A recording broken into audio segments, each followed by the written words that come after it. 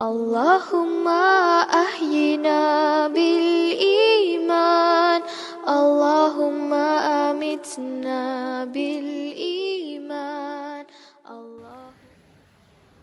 Adi, hai, Assalamualaikum. Hai Azati, waalaikumsalam. Adi buat apa tu? Tak ada tengok pemandangan. Oh, Adi, Zati nak tanya sikit boleh? Boleh. Apa yang Adi faham tentang iman? Apa yang saya faham, iman ni adalah melakukan perkara-perkara yang baik dan menjauhi larangan Allah Subhanahu Wa Taala.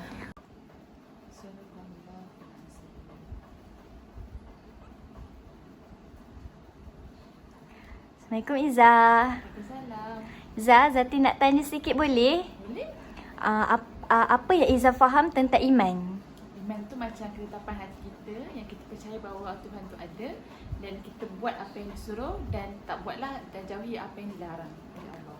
Oh, faham. Bismillahirrahmanirrahim. Assalamualaikum warahmatullahi wabarakatuh. Baiklah, pada hari ini saya ingin berkongsi sedikit tentang apa yang dimaksudkan dengan iman dan akhlak mulia. Seperti yang kita telah lihat sedutan video tadi, saya akan sambung sedikit apa yang dimaksudkan dengan iman dan juga akhlak mulia. Jom sama-sama kita dengar. Yang pertama, iman dari segi bahasa ialah percaya. Percaya kepada siapa? Semestinya Allah Subhanahu Wa Taala. Seterusnya, kita pergi pula kepada maksud iman dari segi istilah. Iman dari segi istilah ialah membenarkan di hati, mengakui dengan lidah dan beramal dengan anggota badan. Macam mana tu? Jadi bila kita kata membenarkan di hati, maksudnya kita percaya dan yakin bahawa Allah itu ada, Allah itu wujud. Dan macam mana pula mengakui dengan lidah? Apabila kita mengucap dua kalimah syahadah, La ilaha illallah, tiada Tuhan yang disembah melainkan Allah. Jadi kat situ dah jelas bahawa tiada Tuhan selain daripada Allah semata-mata. Dan beramal dengan anggota badan. Macam mana kita nak beramal dengan anggota badan? Apabila kita pergi solat kan, apabila kita solat, kita menggunakan seluruh badan, tubuh badan kita untuk menunaikan solat. Ataupun kita menggunakan tangan kita untuk bersedekah dan berbuat baik kepada orang lain kan, untuk manfaat orang lain. Ataupun kita pergi ke masjid, kita menggunakan kaki kita melangkah untuk ke masjid kan, menggunakan seluruh anggota badan kita ni untuk melakukan perkara-perkara yang baik yang diridai oleh Allah Subhanahu Wa Taala. Seterusnya, perkongsian saya yang kedua adalah apakah hubungan di antara iman dan juga akhlak. Sebagaimana yang kita tahu, Rasulullah sallallahu alaihi wasallam diutuskan bagi menyempurnakan akhlak. Akhlak siapa? Tentulah akhlak umat Islam kan.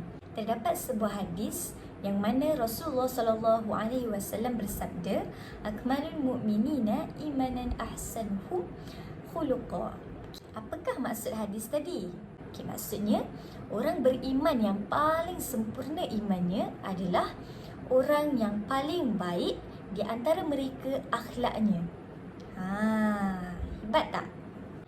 Kemudian Rasulullah sallallahu alaihi wasallam pernah ditanya, apakah sebab yang paling banyak yang membuatkan ramai orang masuk ke dalam syurga? Nak tahu tak apa Rasulullah sallallahu alaihi wasallam jawab? Yang pertama adalah bertakwa kepada Allah dan yang kedua adalah berakhlak mulia. Jadi jelas di sini bahawa iman dan akhlak tu berkait di antara satu sama lain. Kerana mereka berjalan seiring kan. Macam mana contohnya? Kita ambil contoh yang ringkas. Bila kita menunaikan solat kan, solat itu sendiri adalah bagi mencegah kemungkaran kan, mencegah diri daripada melakukan kemungkaran. Jadi bila kita sentiasa melakukan solat dan khusyuk, kita akan berasa takut untuk membuat dosa dan sekaligus akan membentuk akhlak mulia dalam diri kita. Maksudnya dengan adanya iman akan terbentuknya akhlak yang mulia dalam diri kita. Baiklah, perkongsian saya yang ketiga adalah adakah akhlak mulia tanpa iman akan diterima oleh Allah Subhanahu Wa Taala? Baiklah, perlu kita fahami bahawa iman itu sendiri adalah kepercayaan yang teguh kepada Allah Subhanahu wa taala.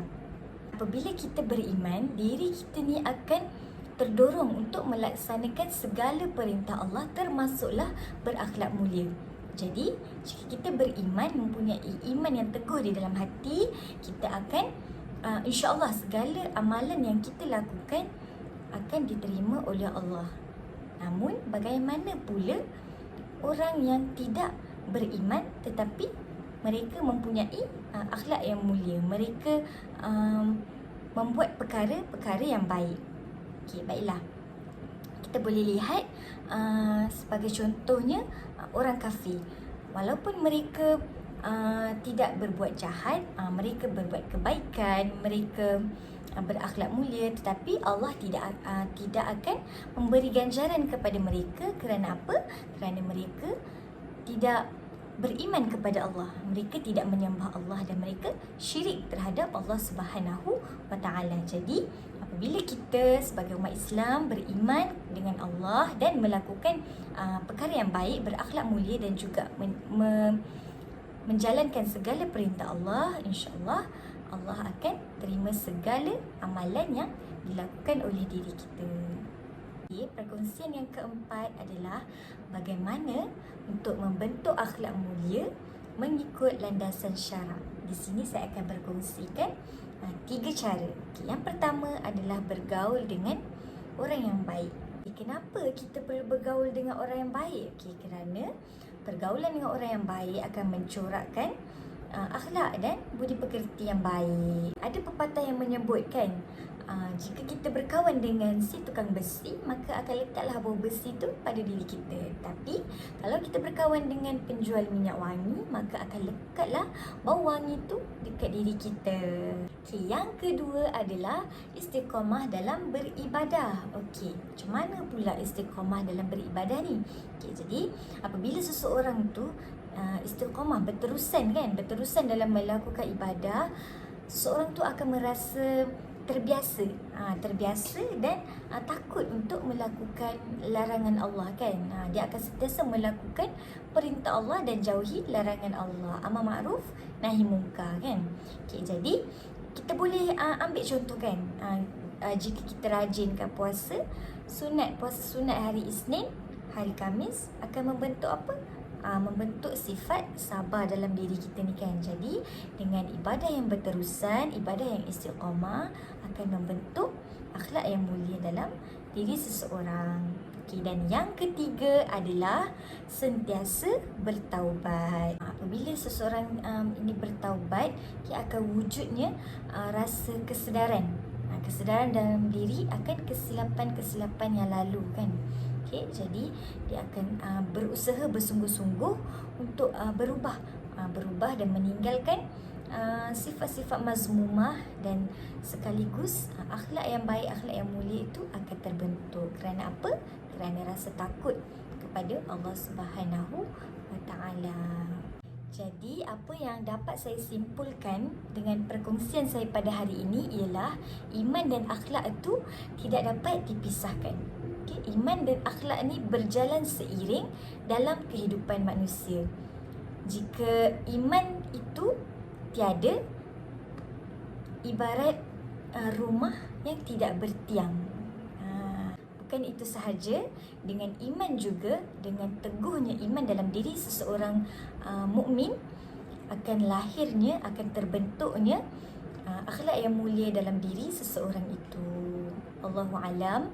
Dan saya harap sedikit perkongsian daripada saya ini memberi manfaat kepada orang lain.